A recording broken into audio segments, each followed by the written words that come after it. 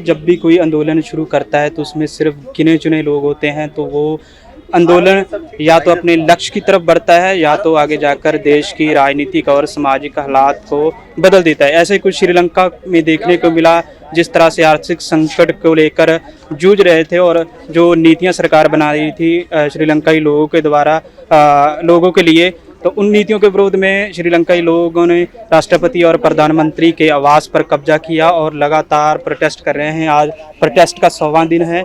हम इस वक्त जंतर मंतर पर खड़े हुए हैं और यहाँ पर श्रीलंकाई लोगों के समर्थन में प्रोटेस्ट किया जा रहा है। हमारे साथ प्रोफेसर भी हैं और सोशल एक्टिविस्ट भी माया जी हैं। माया जी, जो हालात श्रीलंका में बने हैं उसको आप कैसे देख रही हैं? आप भारत में हैं और श्रीलंका में आज 100वां दिन है, तो कैसे देख रही हैं इसको? देखिए, बहुत ही महत्वपूर्ण आंदोलन लोगों ने खड़ा किया है श्रीलंका में और उसका आज 100वां दिन है, जिसकी वजह से यहाँ पे प्रगतिशील संगठन इकट्ठा होकर जंतर मंतर पे हम आज उस स्ट्रगल को कमेमोरेट कर रहे हैं। ये क्यों एक महत्वपूर्ण आंदोलन है?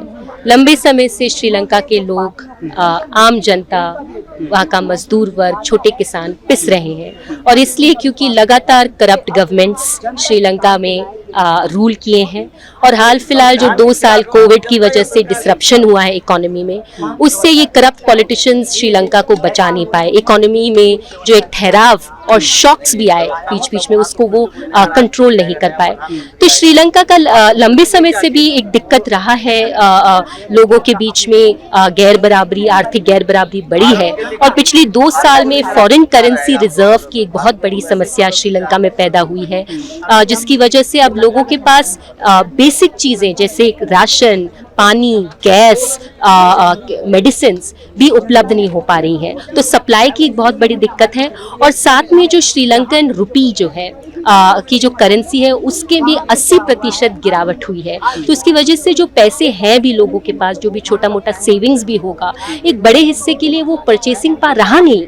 तो उस तरीके से हम देख रहे हैं कि लोग लंबे समय से परेशान हैं और 2021 से बड़े बड़े प्रोटेस्ट शुरू हुए। पहले तो श्रीलंका के रूरल एरियाज में, गांव वगैरह में शुरू हुए, जहाँ पे छोटे किसान की स्थिति बहुत खराब हुई, खासकर कि जब गोटबाया राजपक्सा की सरकार ने केमिकल फर्टिलाइजर्स के इंपोर्ट पर बैन लगाया, क्योंकि करेंसी नहीं थी फॉरेन करेंसी खरीदने के लिए फर्टिलाइजर वर्ल्ड मार्केट से।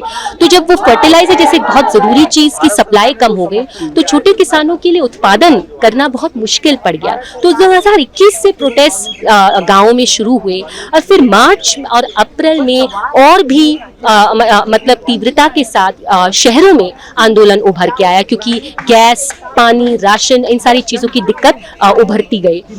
बहुत बड़े बड़े हड़ताल हुए अप्रैल 28 तारीख को और मई 6 को।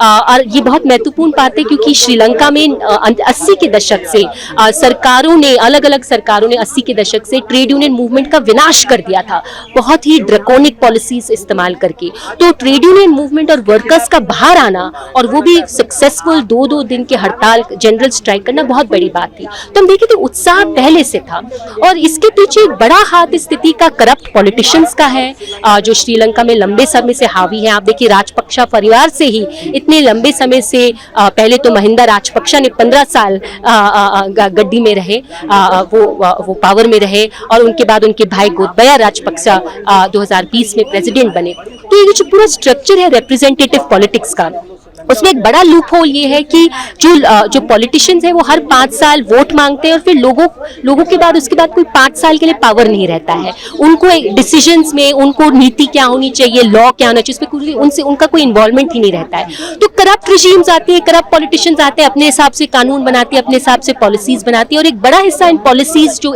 श्रीलंका में लागू हुए हैं वो आपके साम्राज्यवादी ताकत जैसे international monetary fund, world bank, US जैसे पूंजीपति देशों के ही कंट्रोल में और के ही हित में पॉलिसीज बन रहे हैं। तो इसकी वजह से हम देख रहे हैं कि लोगों का परचेसिंग पावर कम हो रहा है, उनके बीच आर्थिक गैर बराबरियां बढ़ती जा रही हैं और स्टेट, श्रीलंकन स्टेट जो है बहुत सारे सेक्टर से अपना हाथ फेर रही है। तो चीजें उस तौर पे जैसे शिक्षा हो, स्वास्थ्य हो, बहुत सारी चीजें जो है वो महंगी होती जा रही हैं और ये पॉलिसी जैसे स्टेट का इन्वॉल्व नहीं होना हेल्थ सेक्टर में, एजुकेशन सेक्टर में चीज़ें महंगी धीरे धीरे होना, इसको हम पूरी मतलब एक्चुअल भाषा में कहते हैं स्ट्रक्चरल एडजस्टमेंट प्रोग्राम या ऑस्टेरिटी मेजर्स भी कहा जाता है इसको।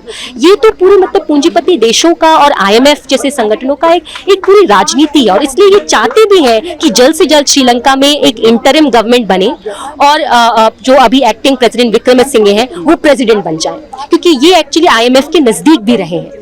केवल आपने देखा होगा 100 दिन हो गए, आपने भी रिसर्च की होगी, प्रोफेसर हैं, केवल आर्थिक नीतियां ही हैं, कुछ चीजें ऐसी सामने आ रही है कि जो श्रीलंकाई है को वो काफी जो राजनीति है वो धार्मिक कट्टरता की ओर बढ़ रही थी, कि ये भी एक कारण है। जी देखिए, लंबे समय के लिए जैसे लेबरिंग मासेस को, मजदूरों को श्रीलंका में बांटा गया, ठीक है, धर्म के नाम पर, एथनिसिटी के नाम पर कि कौन तमिल है, कौन सिन्हलीज है इत्यादि। धर्म का इस तौर पे भी इस्तेमाल किया गया है। श्रीलंका के मेन पॉलिटिशियन, मेन स्ट्रीम पार्टियों ने इसको काफ़ी इस्तेमाल किया है कि बुद्धिस्ट और मुस्लिम के बीच में जो डिफरेंस है। परंतु आज हम जो देख रहे हैं, ये जो आंदोलन खड़ा हुआ है, वो इन सारे एथनिक पॉलिटिक्स, रिलीजियस डिफरेंसेस और सिन्हला नेशनलिज्म से उभर के आ रहा है।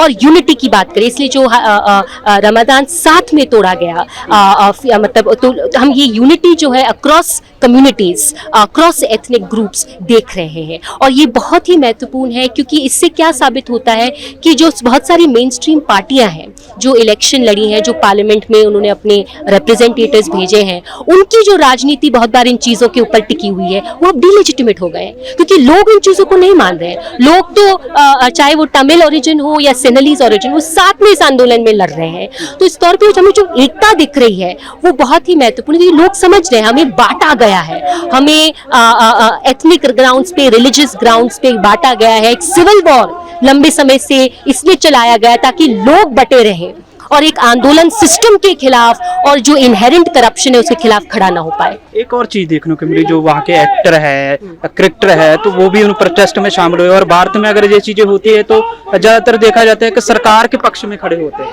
देखिए, ये इसलिए भी बहुत महत्वपूर्ण आंदोलन है। It has become the pole of attraction for mass number of people. ये आंदोलन ने इतनी लेजिटिमेसी जीत ली है कि मध्यम वर्ग के लोग, ठीक है, और बाकी भी समाज में जो आप कह रहे हैं बड़े नाम मतलब एक्टर वगैरह जो भी, वो भी बाहर आ रहे हैं, वो भी मजबूर है बाहर आने के लिए, क्योंकि उस मूवमेंट का वो जो सवाल उठा रहा है, वो जो एक्सपोज कर रहा है सिस्टम के बारे में, वो इतना पावरफुल है कि मतलब उसका इतना सपोर्ट बन गया है।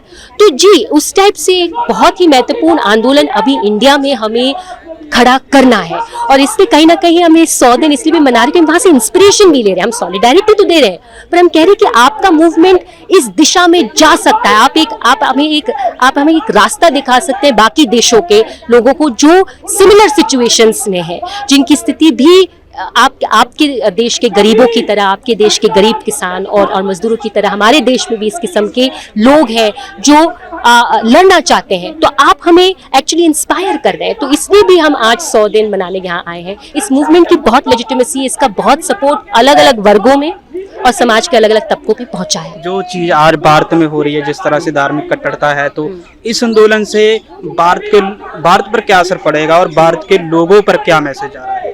भारत के लोगों में, जैसे मैंने कहा कि एक ऐसा देश जहाँ पे एक बहुत ही ब्रूटल सिविल वॉर और एंटी तमिल सेंटिमेंट्स लंबे समय के लिए मतलब बार बार पॉलिटिक्स के लिए अपनाए गए, वो देश आज एक ऐसे मोड़ तक पहुंचा है जहाँ पर इतनी एकता तमिल लोगों और सिन्हलीज लोगों में दिख रही है, बुद्धिस्ट और मुस्लिम के बीच में दिख रही है। तो हम भी अगर अपने सच्चे मुद्दों पे खड़े हो जाएं, हमारे सच्चे मुद्दों पे खड़े हो जाएं, तो हमें नहीं तोड़ा जा सकता है, और हम सिस्टम को इनफैक्ट तोड़ेंगे। भारत में खड़ा हो सकता है ऐसा? जी, भारत में अलग अलग समय में हुआ है।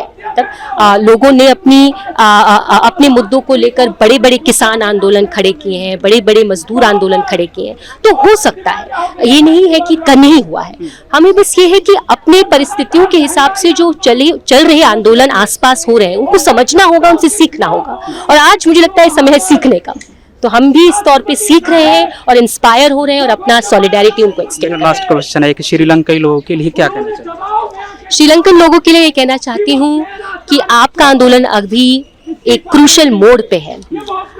आपको अभी किसी भी तरीके से स्टेटस को के साथ कॉम्प्रोमाइज नहीं करना है।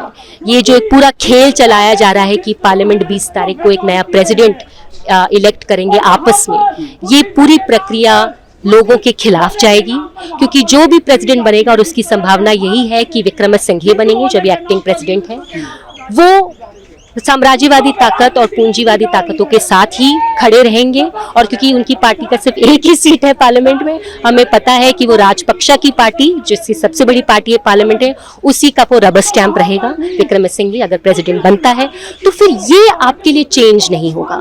चेंज का मतलब है कि यही व्यवस्था का नींव बैठाना, और वो तभी होगा जो पीपल्स काउंसिल, जो पीपल्स असेंबलीज बनाने की बात उभर के आ रही है, वो बने और उनके थ्रू आगे मतलब पॉलिटिक्स चलाया जाए, आगे डिसीजंस लिया जाए श्रीलंका के लिए। तो उनको अपने पीपल्स असेंबली, पीपल्स काउंसिल के लिए लड़ना चाहिए। बहुत बहुत शुक्रिया। तो ये थे प्रोफेसर माया जॉन जी, और जो सोशल एक्टिविस्ट भी हैं, और आज मेरे पीछे आप भीड़ देख सकते हैं कि जो श्रीलंकाई लोगों के द्वारा अपनी ही सरकार के खिलाफ प्रोटेस्ट छेड़ा गया है, जो सरकार की गलत नीतियों के विरोध में। आज जंतर मंतर पर KYS जो छात्र संगठन है, उसके द्वारा ये श्रीलंकाई लोगों के समर्थन में जंतर मंतर से प्रोटेस्ट किया जा रहा है। नरविंदर सिंह, MNTV, दिल्ली।